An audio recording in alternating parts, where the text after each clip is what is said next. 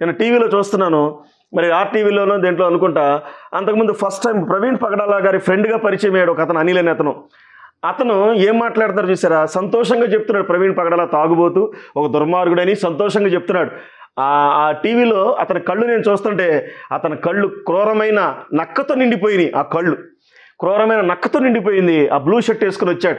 ఇప్పుడు కూడా ప్రతిరోజు ఆర్టీ వాళ్ళు అందరూ ఆయనే పిలుస్తున్నారు పని పాట లేక. ఎందుకంటే ప్రవీణ్ పగడాల క్యారెక్టర్ అసాసిన్ చేస్తున్నారు. ఇంకా నెక్స్ట్ ఇంకో అతను ఎవరు వచ్చారు, మరి ఒక పార్టీని స్థాపించాడంట, లేకపోతే ఆయన పేరు జాన్ మార్క్ అని పరిచయం చేసుకుంటున్నాడు. ఈ జాన్ మార్క్ అని, జాన్ అనే పేర్లు బాప్తిస్మిచ్చి యోహాను ఎంత అద్భుతమైన పేరండి. ఈ పేరుని ఆ క్యారెక్టర్ని తీసేస్తున్నారనమాట. ఆయన కూడా ప్రవీణ్ పగడాల గారిని టార్గెట్ చేస్తున్నాడు. సరిగ్గా ఫస్ట్ అందరూ బాగానే మాట్లాడుతున్నారు, తర్వాత ఈటని తీసుకుంటున్నారు. ఎందుకంటే అమ్ముడుపోయే పరిస్థితులు వచ్చేసినాయి. కాబట్టి ఆ బ్లూ షర్ట్ వేసుకున్న అనిల్ గారితో మా విషయంలో మీరు అందరూ చూశారు టీవీలో, ఆయన ఎంత మూర్ఖంగా మాట్లాడుతున్నాడో చూసారా. కాబట్టి మన పక్కనున్న స్నేహితులే మన తొక్కేస్తారు. యేసుప్రభు వారి 12 మంది శిష్యుల్లో ఒక శిష్యుడైన ఇస్కరియోతు యూదా ఆయన నమ్మేసుకోవడానికి రెడీ అయిపోలేదా. కాబట్టి మన పక్కనున్న వాళ్ళు మన మనవాళ్ళని ఎప్పుడు అనుకోవద్దు, మన ఇంట్లో ఉన్న వాళ్ళందరూ మనవాళ్ళని ఎప్పుడు అనుకోవద్దు. ఇది ఆధ్యాత్మికమైన పోరాటం. కాబట్టి ఈ పోరాటంలో గమనించుకుంటూ మనం బతకాలి. దయచేసి మరి అనిల్ కుమార్ గారు అనే వ్యక్తి, మరి ఆయన టీవీలో పిలవద్దని తెలియజేస్తున్నాను. జాన్ మార్క్ అనే వ్యక్తి కూడా ప్రవీణ్ పగడాలకి మంచిగా ఉండి ఎగనెస్ట్గా మాట్లాడుతున్నారు. ఈ ఎగనెస్ట్గా మాట్లాడే ఈ అంధకార సంబంధమైన గడియల్లో ప్రజలు ఎవరెవరు మంచివాళ్ళు ఎవరు చెడ్డవాళ్ళు మీరు డిక్లేర్ చేసుకోండి.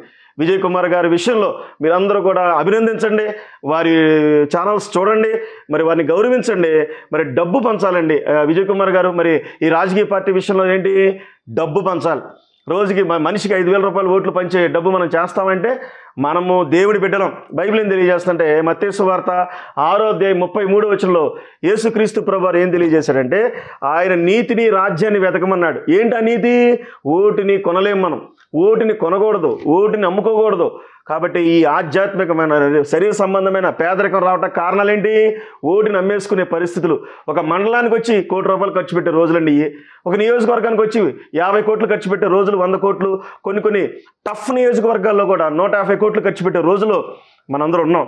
కాబట్టి ఏంటంటే ఈ రాజకీయ వ్యవస్థ పొల్యూట్ అయిపోయింది. విజయ్ కుమార్ గారు అయితే మీరు మాత్రం పార్టీ పెట్టారు కాబట్టి మీరు నీతిగానే ఉంటారు. డబ్బు పంచే కార్యక్రమం మనం చేయం కాబట్టి మీరు నీతిగానే ఉండి మరి పార్లమెంట్కి వెళ్ళాలని నేను మనస్ఫూర్తిగా యేసుప్రభువుకి ప్రార్థన చేస్తాను. మా వాయిస్ మీరు వినిపించాలని నేను విజయ్ కుమార్ గారిని అభినందిస్తున్నాను. విజయ్ కుమార్ గారిని మీరందరూ కూడా మద్దతు తెలియజేయమని ఈ రాష్ట్ర ప్రజలకు నేను తెలియజేస్తున్నాను. కాబట్టి మనం నీతిమంతులు బిడ్డలవండి, మనం నీతిగానే ఉండాలి. కాబట్టి నేను జైల్లో ఉన్నప్పుడు టీడీపీ నాయకుడు భానుప్రసాద్ అని మోపిదేవి మండలం, అవనిగడ్డ నియోజకవర్గంలో మోపిదేవి మండలం ఒక మర్డర్ కేసు లోపలికి వచ్చాడు. నేను కూడా జైల్లో ఉన్న మర్డర్ కేసుల్లో ఉన్నప్పుడు మేము కొట్టుకున్నాం లోపల జైల్లో, మరి సబ్ జైల్లో మేము కొట్టుకున్న తర్వాత ఆయన బయటకు వచ్చిన తర్వాత 2004 డిసెంబర్ 31 నైట్ 31st నైట్ చంపేశారు. నేను ఈరోజు బతికే ఉన్నాను. కారణం ఏంటంటే సృష్టికర్త నన్ను కాపాడుతూ వస్తున్నాడు. ఒక ఫ్యాక్షనిజం టైప్లో ఉన్న ఫ్యామిలీస్లో నుంచి ఒక పవిత్రమైన ఉన్నతమైన ఉపదేశాన్ని బోధించే స్థాయిలో దేవుడు తీసుకొచ్చాడంటే మరి దేవుడు నన్ను ఎంతగానో మరి ఆయన తోడుగా ఉన్నట్టుగా నేను తెలియజేస్తున్నాను. కాబట్టి మరి డబ్బు పంచే విషయంలో మనం ఎవరం తీసుకోవద్దు. నేను మన రాష్ట్ర ప్రజానీకానికి, క్రైస్తవులకి, పాస్టర్లకి చెప్తున్నాను, ఏ రాజకీయ నాయకుడి దగ్గరైనా మీరు డబ్బు తీసుకున్నారంటే మరి దేవుడి బిడ్డ మీరు కాదు. మీరు అమ్ముడు పోతే దేవుడి బిడ్డలు కానే కాదు. మీకు చర్చిలు కట్టిస్తామని చెప్పేసినా కూడా అది దేవుడి బిడ్డలు కానే కాదు. అడుక్కు తినే బతుకు మనకెందుకు? పూరి గుడిసెలో ఉండి ప్రార్థన చేసిన మహిమ కలిగిన దేవుడు దిగి వస్తాడు. పశుశాలలో ఉన్నా కూడా దేవుడు దిగి వస్తాడు. అంతఃపురాల్లో ఉండి అక్రమంగా సంపాదించుకున్న బిల్డింగ్స్లో ఉంటే దేవుడు వస్తాడని మీరు అనుకున్నారా? అలా అనుకుంటే బాప్తిస్మిచ్చి యోహాను అడవిలోకి ఎందుకు వెళ్ళిపోయాడు?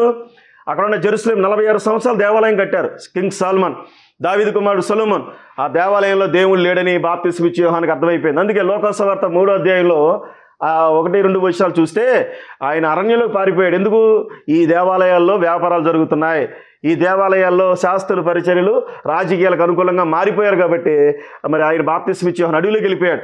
కాబట్టి నువ్వు అడవిలోకి వెళ్ళిపోయిన యేసుప్రభువు వారి దగ్గరికి వస్తారు. అలానే సంఘాలు ఉండద్దా? సంఘాలు ఉండాలి, సంఘాల్లో ప్రార్థన చేయాలి. కానీ నువ్వు ఎక్కడున్నా దేవుడు నీతో ఉంటాడు. నీతిగా ఉంటేనే సంగతే నేను మీకు తెలియజేస్తున్నాను.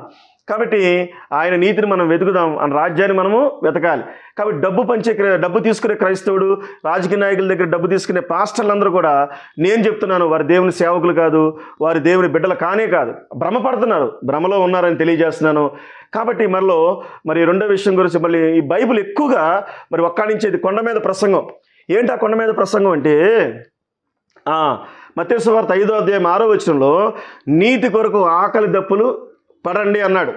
మరలా చెప్తున్నాను, దేనికోసం ఆకలి దప్పులు పడాలి? నీతి కొరకు ఆకలి దప్పులు పడాలి. ఈ నీతి కోసం మనం ఆకలి దప్పులు పడాలని దేవుడు మనతో మాట్లాడుతున్నాడు. కాబట్టి మనందరం కూడా నీతిగా బతుకుదాం. ఎవరో కాదు, ఎవరైనా ప్రేరేపించిస్తే అది ఓకే. ఎలక్షన్ టైంలో ఎవరు డబ్బులు తీసుకోకుండా నీతిగా ఉండాలని క్రైస్తవ ప్రజానికానికి నేను తెలియజేస్తున్నాను. నీతి కోసం మీరు ఆకలి దప్పులు ఒక్క పూట భోజనం చేసి బతకండి. దేవుడు మీతో ఉంటాడు, అద్భుతాలు చేస్తాడు, ఆశ్చర్యకార్యాలు చేస్తాడు, స్వస్థపరుస్తాడు. నీతి తప్పొద్దు క్రైస్తవులారా. ఎంచి దినాల్లో బైబిల్లో హబక్కు గ్రంథంలో వాడు గేలం వేస్తున్నాడంట సైతాన్. గేలం వేసి ఆ గేలానికి పడినోడు వారి లాక్కు పీక్కోలేకుంటాడు కాబట్టి వాడు గంతులేస్తున్నాడు అన్నాడు. కాబట్టి రాల్ఫ్ మొహానీ అనే ఇంటర్నేషనల్ రచయిత, ఒక గొప్ప రచయిత ఒక మాట తెలియజేశాడు. ఏంటంటే, అది నేను ఎప్పుడో చదివాను, ఇంత లావు ఉంటుంది పుస్తకం, కాపరి దుడ్డుకర్ అని చాలామంది సేవకుల దగ్గర ఉంది.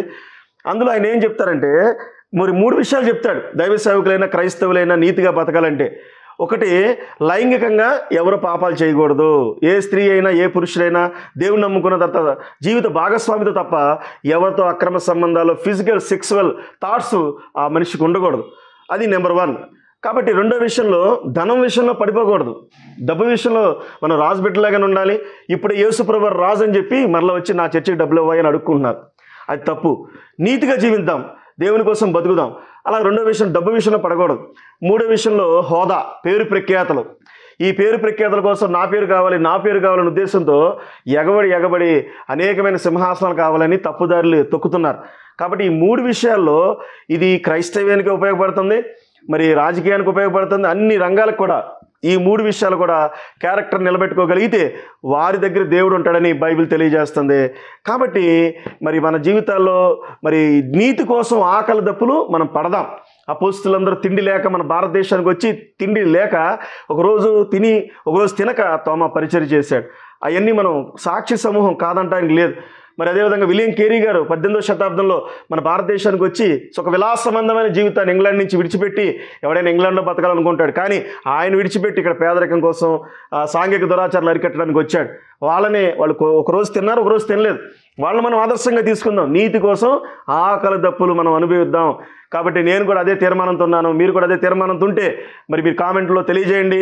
నేను కృష్ణమైన అతను నేను కరెక్ట్గా మాట్లాడుతున్నాను లేదా, నా అనాలిసిస్ రాజకీయాల విషయంలో, ఆధ్యాత్మిక జీవితం విషయంలో, శరీర సంబంధంగా కరెక్ట్గా ఉందో లేదు కూడా మీరు తెలియజేయమని నేను కోరుకుంటున్నాను. కాబట్టి నీతి కోసం ఆకలి దప్పులు పడదాం. మళ్ళీ మత్తయి సువార్త కొండ మీద ప్రసంగం 5వ అధ్యాయం 10వ వచనంలో యేసుక్రీస్తు ప్రభువారి మాటే మనందరికీ ప్రమాణము. ఏమన్నాడంటే, నీతి కోసం హింసపడండి, నీతి కోసం హింసపడండి. ఈ విజయ్ కుమార్ గారు కూడా ఐఏఎస్గా ఉన్నప్పుడు ఎక్కడ లంచాలు తీసుకోకుండా ఉన్నాడండి. ఆయనను బట్టి, ఆయన సాక్ష్యాన్ని బట్టి నేను ప్రభువుని గణపరుస్తున్నాను. ఈ విజయ్ కుమార్ గారు అనే వ్యక్తిని దేవుడు కాపాడాలని నేను కోరుకుంటున్నాను. కాబట్టి నీతి కోసం మనం ఒకటి ఆకలి దప్పులు పడదాం. నీతి కోసం అవసరమైతే హింసలు మనం పడదాం. నీతి కోసం నిందలు పడాలి. కాబట్టి నన్ను చాలామంది అంటున్నారు, వీరికి ఎందుకండి ఇలాగా అగ్రెసివ్గా చెప్పడం కాదు, పాపాన్ని పాపంగా మనం చెప్పాలి. తప్పుగా చెప్పిన వాడే దైవ సేవకుడు. కాబట్టి నా మీద ప్రేమతో మీరు ఇలాగ చెప్పొద్దండి అని చెప్పే వాళ్ళందరికీ తెలియజేస్తున్నాను. కాబట్టి ఒక సైనికుల్లాగా నేనున్నాను, ఒక మిషనరీలాగా నేనున్నాను. కాబట్టి ఈ 2 రాష్ట్రాల్లో కూడా మరి అనేక ప్రాంతాల నియోజకవర్గాల్లో మీటింగ్స్ పెట్టడానికి నేను రెడీ అవుతున్నాను. నాకు డబ్బు కావాలి. ఈ భూమి మీద ఉన్న డబ్బంతా నా చేతులకు కావాలి. దేవుణ్ణి అడుగుతాను తప్ప ఏ మనిషిని అడగను. ఎందుకో తెలుసా, దేవుడిని కదిలిస్తే మన ఈ ప్రాంతాల తెలుగు రాష్ట్రాలను రక్షించే క్రమంలో నేను ఒక ఆత్మ సంపాదకుడిగా ఉంటాను. కాబట్టి రాజకీయ నాయకులైన ఈ విజయ్ కుమార్ గారిని మీరందరూ ప్రార్థన చేయండి, మీరందరూ ఎంకరేజ్ చేయండి. వారి యొక్క పార్టీ విషయంలో మీరు గౌరవించమని తెలియజేస్తున్నాను. మరి second one doctor KF Paul గారు. ఈ పేరు ప్రపంచ దేశాలు మారుమోగిపోయినాయి. ఆంధ్రప్రదేశ్లో మారుమోగటం కాదు, ప్రపంచ దేశాలు మారుమోగిపోయినాయి. మనం ఏ ప్రాంతం అన్నా వెళ్తే అక్కడ ఉన్న మండల ప్రెసిడెంట్ కూడా మన దగ్గరికి ఎదురొచ్చి మనం రిసీవ్ చేసుకోడు. కానీ కేఏ పాల్ గారు 155 దేశాలు వెళ్ళాడు. 155 దేశాలు వెళ్ళిన ఈ కేఏ పాల్ గారు ఆయన ఫ్లైట్ బోయింగ్ 757 అనే ఒక ఫ్లైట్ ఆయనకి గిఫ్ట్గా ఇచ్చారు. ఆయనకి 2 ఫ్లైట్స్ ఉంటే గిఫ్ట్గా ఇచ్చారు. ఆ ఫ్లైట్ వెళ్తే ప్రైమ్ మినిస్టర్లు, ఆ దేశ అధ్యక్షులు ఆయన వచ్చి రిసీవ్ చేసుకున్నారు. కేఏ పాల్ గారిని ఆంధ్రప్రదేశ్లోనే ప్రవక్త స్వదేశమందు గణహీడు అన్నట్లుగా మన ఆంధ్రప్రదేశ్లో జోకర్గా మార్చేశారు. మీరందరూ ఆయన కామెంట్ చేసే వాళ్ళందరూ కూడా ఆ కేఏ పాల్ అనే వ్యక్తి ఆయన ఒక సూర్యుడు లాంటి వాడైతే మీరందరూ మట్టి లాంటి వాళ్ళు, చిన్న మొక్కలు లాంటి వాళ్ళు. గుర్తుపెట్టుకోండి, ఇది ఎప్పటికైనా నిజమే. కొన్నిసార్లు కేఏ పాల్ గారు సందర్భానుసారంగా కొన్ని తప్పులు మాట్లాడి ఉండొచ్చు, కానీ ఉద్దేశపూర్వకంగా ఆయన తప్పు మాట్లాడాలని ఉండడు. మా మనుషులం కాబట్టి కొన్ని మాటలు నచ్చకపోవచ్చు. కానీ ఒక మాట నచ్చలేదు కాబట్టి కేఏ పాల్ రాంగ్ అని అనడానికి లేదు. ఆ దైవ సేవకుడు ఆ ప్రపంచ విజేతగా ఆయన ప్రపంచం తెలియజేస్తుంది, ప్రపంచాలు గుర్తించారు. మరి మైక్ టైసన్ ప్రపంచ బాక్సింగ్ ఛాంపియన్లో రారాజు మైక్ టైసన్. ఈ మైక్ టైసన్ చాలా తరాలు అతనే ప్రపంచ బాక్సర్గా ఉన్నాడు. అతన్ని ఓడించిన ఆయన ఇవాండర్ హోలీఫీల్డ్. ఈ ఇవాండర్ హోలీఫీల్డ్ కేఏ పాల్ గారికి ఎంతగానో ఫాలోవర్. ఆ ఇవాండర్ హోలీఫీల్డ్ కేఏ పాల్ గారు ఏం చెప్తే చేస్తాడు. మరి ప్రపంచంలో ఉన్న పెద్ద బాక్సింగ్ ఛాంపియన్ని కేఏ పాల్ గారిని గౌరవిస్తుంటే మరి TV5 మూర్తి గారు గౌరవించడు, లేకపోతే ABN రాధాకృష్ణ గారు గౌరవించడు, మరి చాలామంది కుహనా మేధావులు ఆయన గౌరవించట్లేదు, ఈటీవీ వాళ్ళు కూడా ఆయన గౌరవించట్లేదు. అది మనకున్న భారతదేశం యొక్క సంప్రదాయం.